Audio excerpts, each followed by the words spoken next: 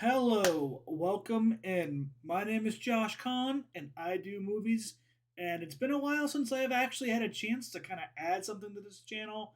And since then, I've moved, done a bunch of things, different, a little bit different jobs here and there, whatever you want to say.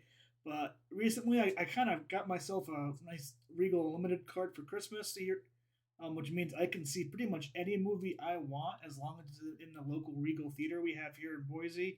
And I'm gonna start taking advantage of that to kind of see everything that comes out, give everything a chance, and really enjoy and love the movies again.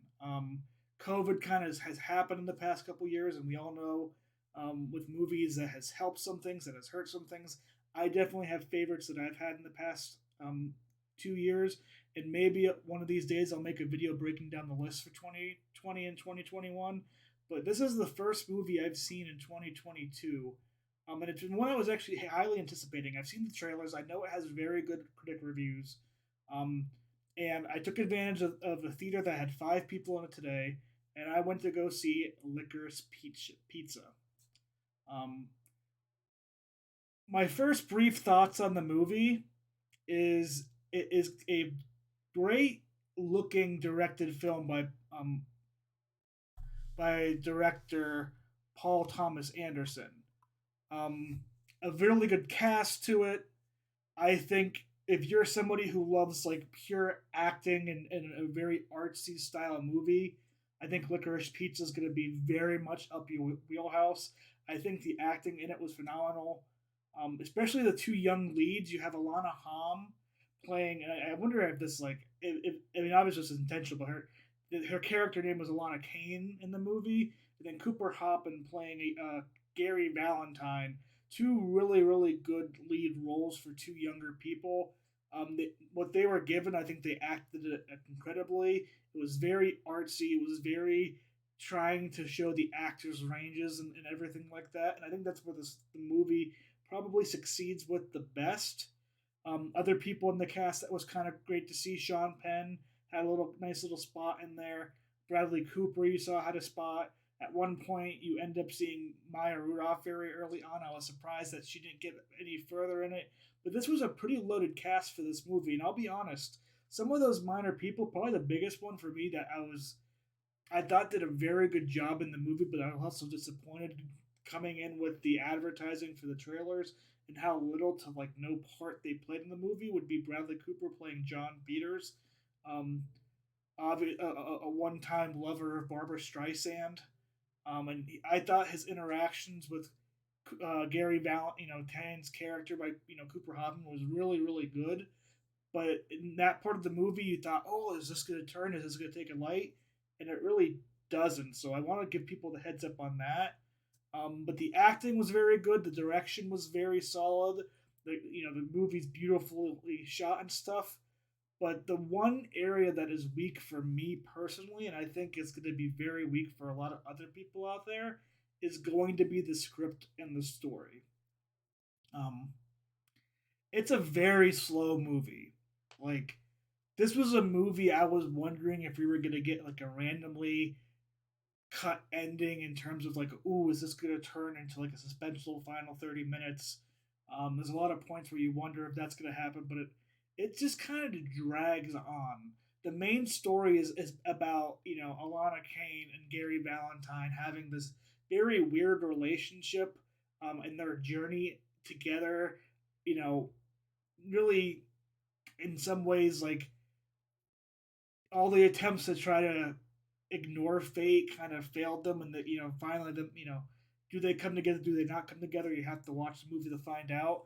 But I don't know how to feel about that as a story, because the film, and this is, I'm not going to try to spoil anything because this is like the first minute of the film, they lay out to you that Alana Kane, the female lead in the movie, is a 25-year-old kind of struggling. She works for a photography company, um, and she's being kind of courted by this 15-year-old Gary Valentine, who is kind of a young actor, but you really only see a little bit of that, and you see so many other things.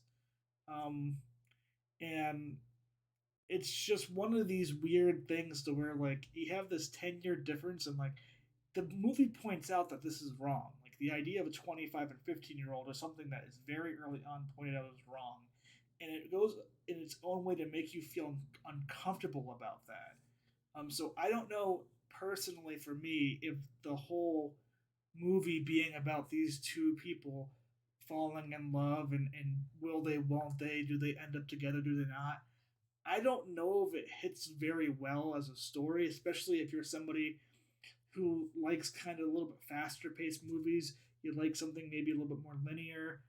This movie um, is not going to be for you, I think.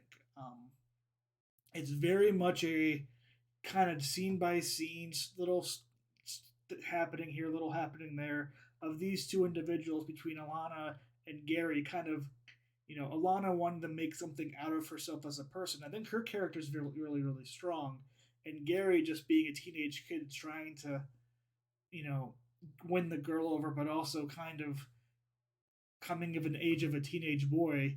It just it works in some areas, and like I said, the acting's very well done.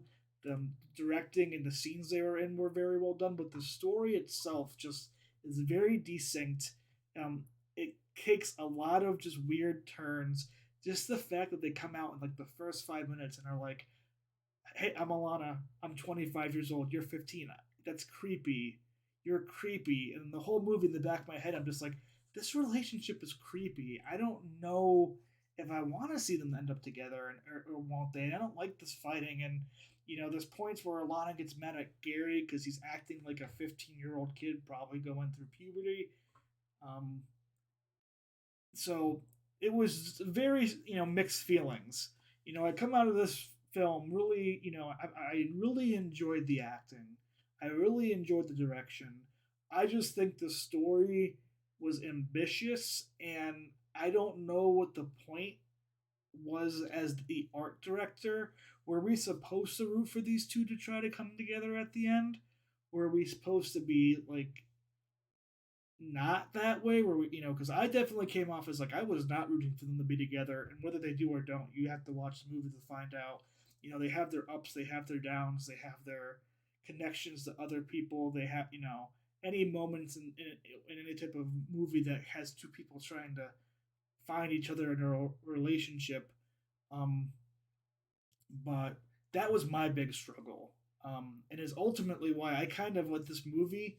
I veer two ways. If you're somebody who loves really art pictures where you get great acting, great directing, some interesting choices in cinema, Licorice Peach is going to be one of those movies you're going to love. It's going to be you're going to be one of the people that come out and say this should win the Oscars. This should be an Oscar contender. Put this down as best picture. If you're somebody who maybe likes a little bit more action type, if you're somebody who wants a little bit, your movies to have a little bit faster pace to it, you don't want to go to feel uncomfortable, with any type of relationship or any type of things like that. Um, this is not going to be a movie for you, and I wouldn't recommend it for you just for that.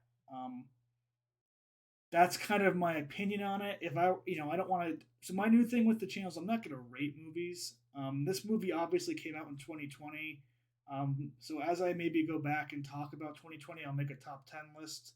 But what I'm going to be doing moving forward when I go see movies that come out in 2022 is I'm just going to start listing them off as my favorite movies 1 through 10. Obviously, as we start the year, movies are not going to, they're not going to have 10 movies that come out in 2022. So the list will have bad movies on it and it'll have good movies. But I think it'll be fun throughout the year to kind of see what movies stick up there at the top and stay there at the top, and what movies maybe go down over time. But if I don't want to give I'm not really looking to make ratings. I'm just looking to show what I prefer and try to give people an idea of things they might want to go see in the theater if they're a certain type of moviegoer, and things they should steer away from. But I gotta say, with Licorice Pizza, very good acting, really good directing. They really nailed the 60s and 70s vibes, but it was just for me a little bit too long, and I just was not comfortable with the central part of the story, which again very much could have been intended by director Paul Thomas Anderson. Um, but I also feel like the way the movie went, it didn't make me feel like it was intended. Like I didn't come out thinking like, oh, I was supposed to feel disgusted by this, based on some of the choices that they made throughout the movie. If you've seen Licorice Pizza, tell me what your thoughts are in the chat, in the comments below.